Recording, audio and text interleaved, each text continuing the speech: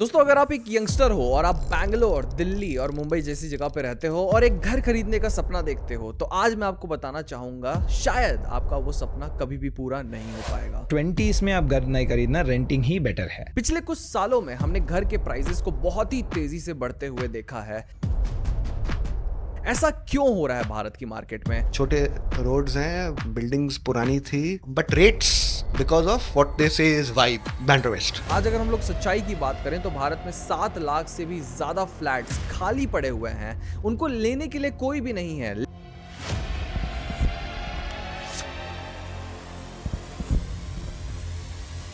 लेकिन अगर आप आज दिल्ली, नोएडा जैसी जगहों पर फ्लैट के प्राइसेस को देखेंगे तो वो करोड़ों में पहुंच चुके हैं। गुरुग्राम में कल से प्रॉपर्टी खरीदना महंगा हो जाएगा। ऐसा हो क्यों रहा है? इसके पीछे रीजंस क्या हैं? Property prices in India sky rocketing. चलिए आज इन सब चीजों के बारे में बात करते हैं हमारी आज की इस वीडियो में। In India, buying a house is a big deal. Getting a home just got even more costlier. Residential prices have surged as much as 45% in the last 5 years. एक जगह लिखा था Andheri east 2 BHK available in 3 crore only. Madam ने only कोई जगह नहीं लगाने की।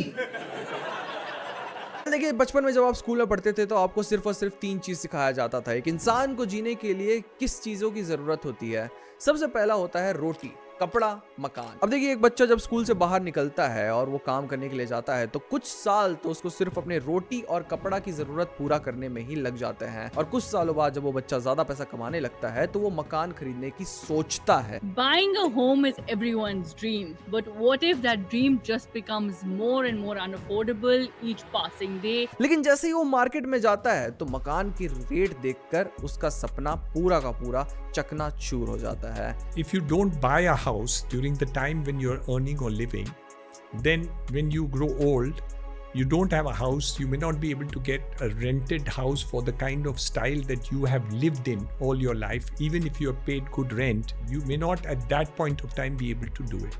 हम लोग इस वीडियो में पोस्ट कोविड स्ट्रक्चर की बात करेंगे। कोविड से पहले क्योंकि एक ट्रेंड देखने को मिला था कि सारे के सारे यंगस्टर्स सिर्फ और सिर्फ मकान रेंट करने की कोशिश किया करते थे और सोचा करते थे। लेकिन कोविड के बाद यही यंगस्टर आज फ्लैट्स और जो प्रॉपर्टीज है उसे बाय करने की कोशिश कर रहे हैं और बाय कर भी रहे हैं। लेकिन ऐसा हुआ क्या है कि भारत में इन सारे फ्लैट्स के प्राइसेस अचानक से इतने ज्यादा बढ़ गए हैं कोविड के बाद से? आइए समझते हैं। सबसे पहला रीजन है ब्लैक मनी। अब देखिए, ये जो रियल स्टेट का बिजनेस है इसमें सबसे ज्यादा ब्लैक मनी आज के दिन में जाता है। जब एक यंगस्टर कोई भी एक फ्लैट बाय करने जाता है तो उसको डीलर 2 तरीके के प्राइसेस बताता है। एक प्राइस होता है उस फ्लैट का पूरा पैसा एक बार में दे देना और गवर्नमेंट को उनका कट दे देना टैक्स का, जो होता है स्टैम्प ड्यूटी, और उनका होता है GST। अगर ये 2 चीज एक बार में बायर देना चाहता है तो उसको लाखों रुपए लगते हैं। लेट्स सपोज कि 1 करोड़ का फ्लैट कोई खरीदने गया है तो उसको 12% स्टैम्प ड्यूटी और करीबन 10% 12% उसको GST लगेगा उसमें, तो उसको 30 लाख रुपए ऐसी गवर्नमेंट को एज अ टैक्स देना पड़ता है। लेकिन आजकल एक ट्रेंड चला हुआ है रियल एस्टेट के बिजनेस में, सर्कल रेट का।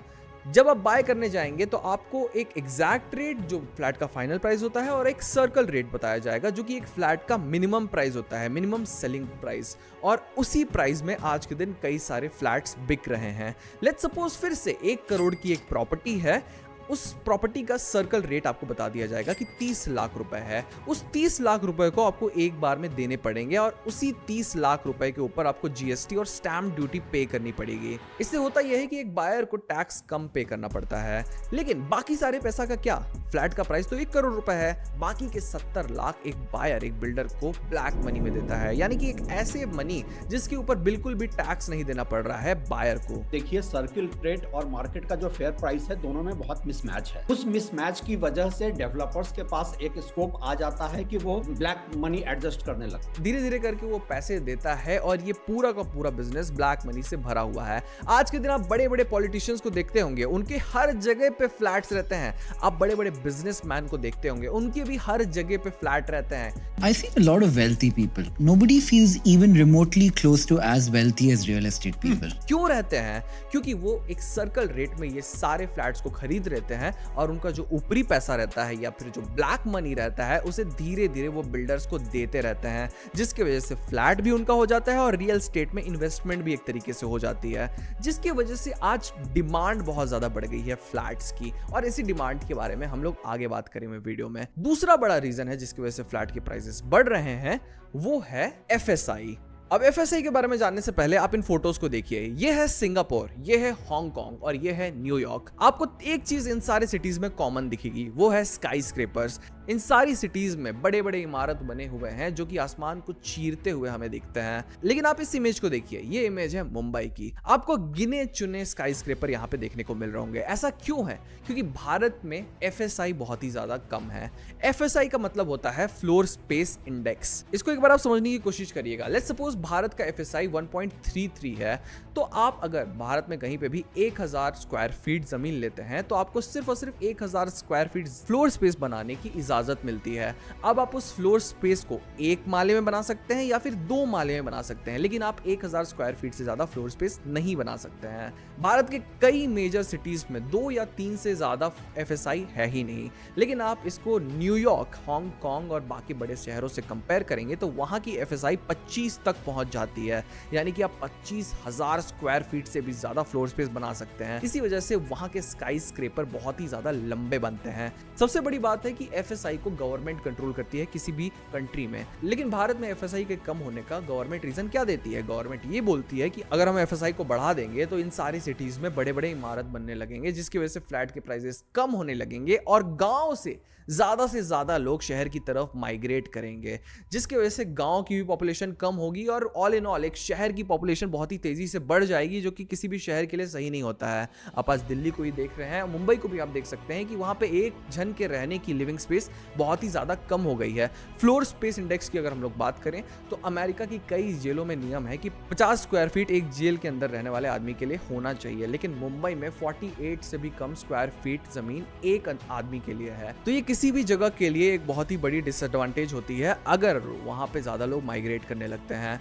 लेकिन सरकार इस चीज को कंट्रोल कर रही है। एक तरीके से आप इसको ऐसे भी देख सकते हैं कि बायर के पर्सपेक्टिव से अगर बड़ी बड़ी इमारतें बड़े बड़े सिटीज में बनेगी तो वहां पे फ्लैट्स के दाम बहुत ही ज्यादा कम होने लगेंगे, क्योंकि डिमांड के हिसाब से सप्लाई हो जाएगा। तो जब ये चीज दोनों इक्वल हो जाती है तो ऐसे ही फ्लैट के रेट बहुत ही ज्यादा कम हो जाते हैं। कहीं ना कहीं गवर्नमेंट इसमें करप्शन करने की कोशिश कर रही है। आप फिर भी देखते होंगे बड़े बड़े सिटीज में कुछ चुनिंदा बिल्डर्स ही बड़े बड़े बिल्डिंग बना पाते हैं। वो क्यों बना पाते हैं बड़े बड़े बिल्डिंग? क्योंकि उनको जगह जगह पे करप्शन में पैसे देने पड़ते हैं और गवर्नमेंट बड़ी खुशी से इन बिल्डर्स से उन पैसों को लेती है और अपने कैंपेन में लगाती है। अब देखते हैं कि ये सारे जो असली जो व्हाइट में टैक्स देते हैं वो नॉर्मल मिडिल क्लास आदमी ही वो टैक्स देते हैं, और उसी टैक्स से फिर गवर्नमेंट टैक्स के पैसे को लेकर गरीबों के लिए आवास बनाती है और बोलती है कि भैया ये गवर्नमेंट ने बनवाया है, जबकि वो मिडिल क्लास के पैसे से ही बनता है। बाकी अमीर लोग क्या करते हैं? वो फ्लैट को लेकर उस पर काला धन इन्वेस्ट करते हैं और उसको एज ए इन्वेस्टमेंट रखते हैं, लेकिन एक मिडिल क्लास फैमिली को तो एक घर चाहिए रहता है रहने के लिए। अब तीसरा सबसे बड़ा रीजन जिसकी वजह से आज फ्लैट के प्राइसेस आसमान छू चुके हैं वो है हाई डिमांड। जैसे हम लोग पहले बात कर रहे थे, कोविड के बाद भारत में फ्लैट की डिमांड बहुत ही ज्यादा अग्रेसिवली बढ़ी है। In 2023, India's real estate market was worth around $265 billion.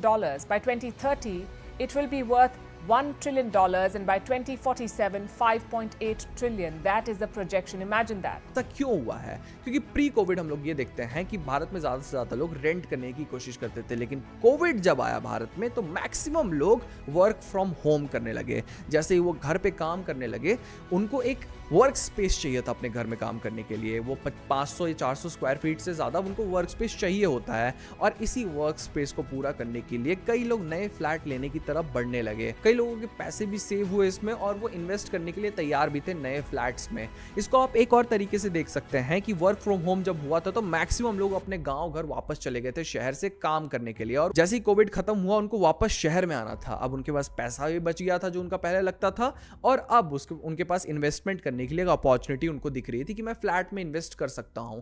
तो तुरंत ही हमें फ्लैट के मार्केट में और रियल एस्टेट के मार्केट में एक बूम देखने को मिला था कोविड के बाद, और कहीं ना कहीं इसी डिमांड को सिटीज में पूरा नहीं किया जा रहा था कई बिल्डर्स के द्वारा, जिसके वजह से एक फ्लैट के प्राइसेस करोड़ों रुपए तक पहुंच गए हैं आज बड़े बड़े सिटीज में। एक और बहुत बड़ा रीजन है करप्शन की, जैसे हम लोग पहले बात कर रहे थे। कई सारे लोग इस बिजनेस में बहुत ही ज्यादा करप्ट हैं। हम लोग ब्रोकर को ही ले लेते हैं।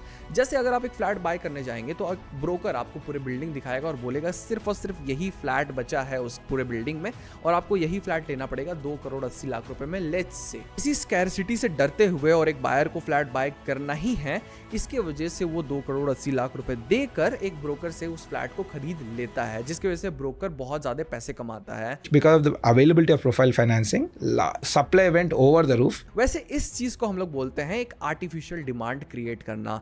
चाहे वो पूरी की पूरी जो बिल्डिंग है वो खाली हो, वो जो ब्रोकर रहता है एक बायर के माइंड में डाल देता है कि ये पूरी की पूरी बिल्डिंग बिक चुकी है और सिर्फ यही फ्लैट खाली है आपके लिए, जिसकी वजह से वो फ्लैट तो बिक जाता है लेकिन पूरी की पूरी जो बिल्डिंग है वो खाली रह जाती है। इसी वजह से आज भारत में 7 लाख से भी ज्यादा फ्लैट्स और अपार्टमेंट्स खाली हैं, बंद पड़े हुए हैं, लेकिन फिर भी आप जगह जगह पे देखेंगे इन्हीं फ्लैट्स के प्राइसेस करोड़ों में पहुंच चुके हैं इसी आर्टिफिशियल डिमांड की वजह से। डिमांड ज़्यादा है नहीं, लेकिन आर्टिफिशियली दिखाया ऐसा जाता है कि बहुत ज़्यादा डिमांड है मार्केट में और आपको इतने पैसे में इस बिल्डिंग को, इस बिल्डिंग के फ्लैट को या फिर इस प्रॉपर्टी को, इस लैंड को खरीदना ही पड़ेगा। तो मजबूरन एक बायर को उस फ्लैट को खरीदना पड़ता है। अब आप में से बहुत सारे लोग सैड हो गए होंगे ये सुनकर कि आप अपनी ज़िंदगी में शायद कभी अपना एक फ्लैट, अपना एक घर, अपना एक प्रॉपर्टी ले ही नहीं पाएंगे, लेकिन शायद ये सच नहीं है। कई सारे एक्सपर्ट्स की बात करें तो आप आज भी सिटीज में एक अच्छा घर ले सकते हैं। भारत एक बहुत ही बड़ी जगह है। आज हम लोग देखते हैं एक सिटी को जब एक्सपैंड करना रहता है तो लैंड इतना ज्यादा है कि वो हॉरिजॉन्टली बहुत ज्यादा एक्सपैंड कर लेती है। तो इसमें ये बात आती है कि आप बहुत पहले से एक प्रॉपर्टी कहीं एक ऐसी जगह पर लेकर रख लें जहां पर एक सिटी एक्सपैंड कर सकती है। I can afford to buy a house in 1-2 cities and forget about it and say that in a year I'll spend X amount of months here and there. ये एक बेट है, एक रिस्क है जो कि आपको लेने के लिए तैयार होना पड़ेगा। एक ऐसे जगह पर इन्वेस्ट करना पड़ेगा जहां पे अभी बिल्कुल भी डेवलपमेंट नहीं हुआ है, एक गांव सा एरिया है, लेकिन आप जानते हैं कि कभी ना कभी उस एरिया में डेवलपमेंट होगी और आपकी प्रॉपर्टी की अहमियत वहां पे बढ़ जाएगी। अब इस रिस्क को अगर आप लेना चाहते हैं तो आज भी आप कई सिटीज के आउटस्कर्ट्स में अभी भी फ्लैट ले सकते हैं, घर ले सकते हैं, एक जमीन ले सकते हैं, लेकिन ये बेट आपको लेने के लिए तैयार होना पड़ेगा। भारत में इन सारे करप्शंस को सॉल्व करने के लिए गवर्नमेंट को एक्शन लेने की जरूरत है, लेकिन हम लोग किस गवर्नमेंट की बात कर रहे हैं? ये सारे जो बड़े बड़े नेता और सुपरस्टार्स होते हैं, ये सारे खुद इसी प्रॉपर्टी बिजनेस में इन्वेस्ट करके रखते हैं काला धन छुपाने के लिए। तो गवर्नमेंट को तो ये पता है कि ये सब चलता ही है, तो वो कंट्रोल करने की इसको कोशिश भी क्यों करेगी, लेकिन अगर कोशिश करेगी तो आम आदमी का बहुत ही ज्यादा भला होगा इससे। आप क्या सोचते हैं इस इशू के बारे में? क्या आप कभी फ्लैट लेने गए हैं और आपको भी 2 प्राइजेस दिखाए गए हैं? क्या आपने भी सर्कल रेट पे किया है एक फ्लैट का और अभी आप काला धन से पैसे दे रहे हैं? हमें कमेंट सेक्शन में जरूर बताइएगा इन सारी बातों को, और हम ऐसी वीडियोस बनाते रहते हैं तो हमारे चैनल को सब्सक्राइब करके जाना मत भूलिएगा। आज की वीडियो में बस इतना ही, मिलते हैं अगली वीडियो में।